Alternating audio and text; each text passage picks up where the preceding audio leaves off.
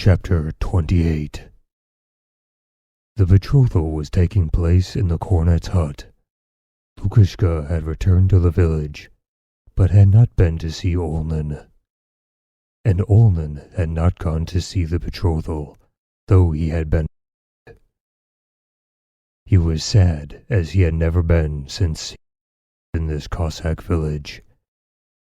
He had seen Lukushka earlier in the evening, and was worried by the question why Lukushka was so cold towards him. Olnin shut himself up in his hut and began writing in his diary as follows. "Many things I have pondered over lately, and much have I changed," wrote he, "and I have come to the copybook maxim.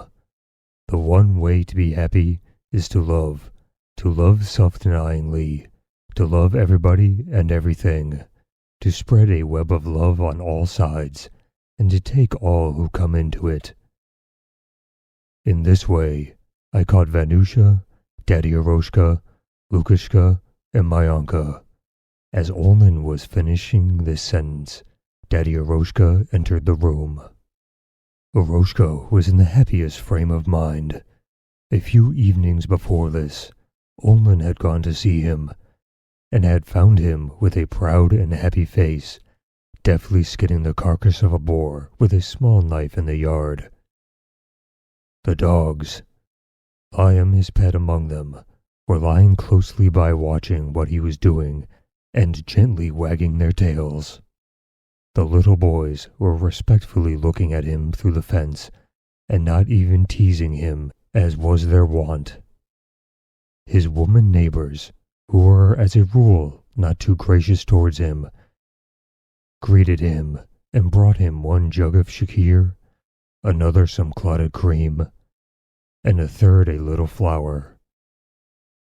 The next day, Eroshka sat in his storeroom, all covered with blood, and distributed pounds of boar flesh, taking in payment money from some and wine from others. His face clearly expressed, "God has sent me luck. I have killed a boar, so now I am wanted." Consequently, he naturally began to drink, and had gone on for 4 days, never leaving the village. Besides which, he had something to drink at the betrothal. He came to Olnin quite drunk, his face red, his beard tangled, but was wearing a new beshmet trimmed with gold braid, and had brought with him a balalaika, which he had obtained beyond the river. He had long promised Olnin this treat, and felt in the mood for it, so that is why he was sorry to find Olnin writing. Write on, my lad," he whispered, as if he thought that a spirit sat between him and the paper, and must not be frightened away. And he softly and silently sat down on the floor. When Daddy Eroshka was drunk, his favorite position was on the floor. Olnin looked round, ordered some wine to be brought, and continued to write. Eroshka found it dull to drink by himself, and he wished to talk. "I've been to the betrothal at the cornets, but they're swine. Don't want them. Have come to you." "And where did you get your balalaika?" asked Olnin, still writing. "I've been beyond the river and got it there. Brother mine," he answered, also very quietly. "I'm a master at it, Tartar or Cossack, squire or soldier's songs, any kind you please." Olnin looked at him again, smiled, and went on writing. That emboldened the old man. "Come, leave off, my lad, leave off," he said with a sudden firmness. "Well, perhaps I will. Come, people have injured you, but leave them alone, spit at them. Come, what's the use of writing and writing? What's the good?" And he tried to mimic Olnin by tapping the floor with his thick fingers, and then twisted his big face to express contempt. "What's the good of writing quibbles? Better have a spree and show you're a man." No other conception of writing found place in his head except that of legal chicanery. Olin burst out laughing, and so did Eroshka. Then, jumping up from the floor, the latter began to show off his skills on the balalaika and to sing Tartar songs. "Why write, my good fellow? You better listen to what I sing you.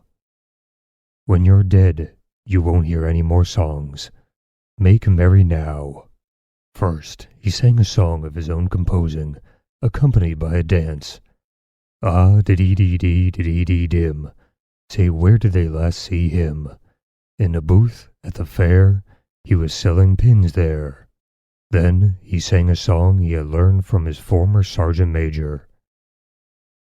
"Deep I fell in love on Monday. Tuesday nothing did but sigh. Wednesday I popped the question. Thursday waited her reply. Friday, late, it came at last. Then all hope for me was past.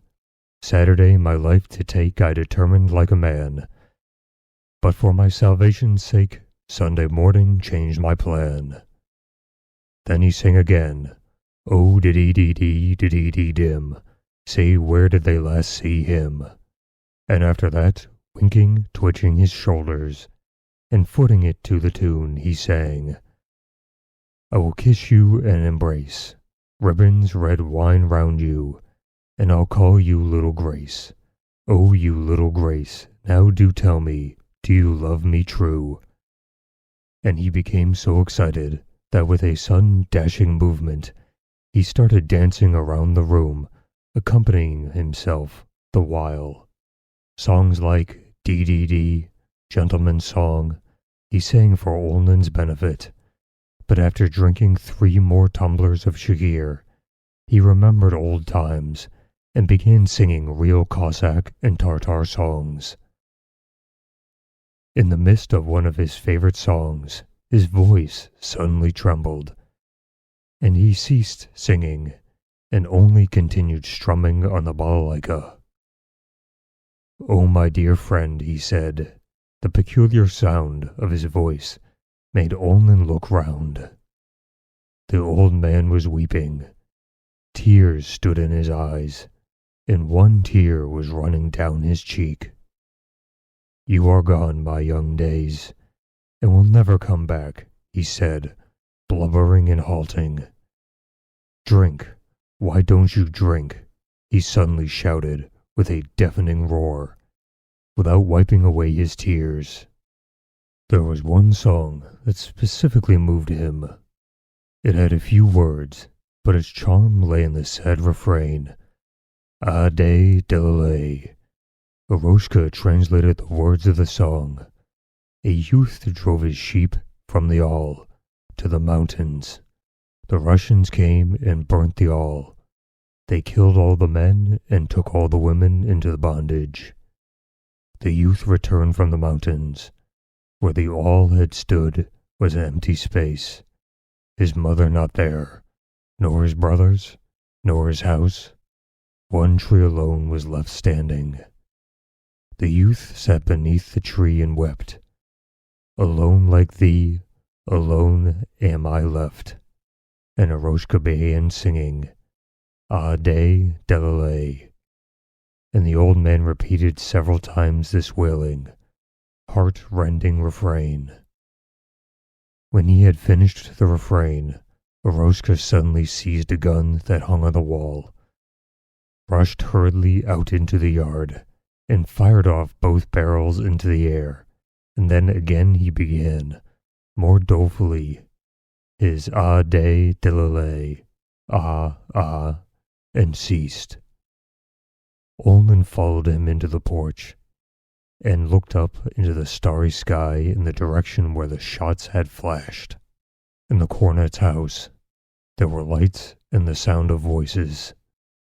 In the yard, girls were crowding around the porch, in the windows, and running backwards and forwards between the hut and the outhouse. Some Cossacks rushed out of the hut and could not refrain from shouting, re-echoing the refrain of Daddy Eroshka's song and his shots. "Why are you not at the betrothal?" asked Olnin. Never mind them," muttered the old man, who had evidently been offended by something there. "Don't like them, I don't. Oh, those people. Come back into the hut. Let them make merry by themselves, and we'll make merry by ourselves." Olnin went in. "And Lukashka, is he happy?" "Won't he come to see me?" he asked. "What, Lukashka? They've lied to him, and said I am getting his girl for you," whispered the old man. "But what's the girl? She will be ours if we want her. Give her enough money, and she's ours. I'll fix it up for you, really." "No, Daddy. Money can do nothing if she does not love me. You better not talk like that." "We are not loved, you and I. We are forlorn," said Daddy Eroshka suddenly, and again began to cry. Listening to the old man's talk, Olnin had drunk more than usual. "So now my Lukashka is happy," thought he, yet he felt sad. The old man had drunk so much that evening that he fell down on the floor, and Venusia had to call soldiers in to help, and spat as they dragged the old man out. He was so angry with the old man for his bad behavior that he did not even say a single French word.